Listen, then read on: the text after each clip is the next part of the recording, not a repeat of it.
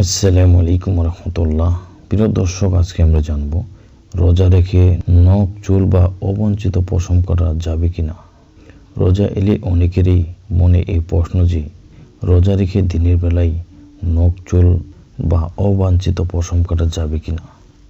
কোরআন হাদিসে রোজা ভঙ্গের কিছু কারণের কথা উল্লেখ করা হয়েছে, যেগুলো হলো সহবাস, হস্তমেথন, পানাহার, যা কিছু পানাহারের এই জাতীয় অন্য কোনো কারণে ইচ্ছাকৃত বমি করা ও নারীদের হাইজ ও নিসাবের রক্ত বের হওয়া।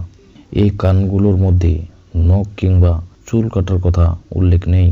তাই রোজা অবস্থায় হাত পায়ের নখ কাটলে, চুল কাটলে বা ক্ষৌরকর্ম করলে রোজার ক্ষতি হবে না।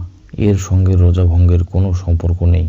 অন্যদিকে রোজা রেখে চুল, নখ কাটা প্রসঙ্গে চিকিৎসা বিজ্ঞান বলছে চুল ও নখের সঙ্গে শিরা বা উপশিরার কোনো সম্পর্ক নেই। তাই চুল ও নখ কাটলে কোনো ব্যথা পাওয়া যায় না বা রক্ত বের হয় না। তাই উলামা একরাম জানান, রোজা অবস্থায় হাত পায়ের নখ কাটলে, চুল কাটলে ও ক্ষৌরকর্ম করলে বা করালে রোজার কোনো ক্ষতি হবে না। এর সঙ্গে রোজা ভঙ্গের কোনো সম্পর্ক নেই। রোজা নষ্ট হয় মূলত পানাহার ও রতিক্রিয়া দ্বারা। রমজানের রোজা অবস্থায় দিনের বেলায় হাত পায়ের নখ কাটা, চুল কাটা বা অবাঞ্ছিত পশম ছাঁটা বা কাটা উপড়ানো জায়েজ আছে। এতে রোজার কোনো ক্ষতি হবে না।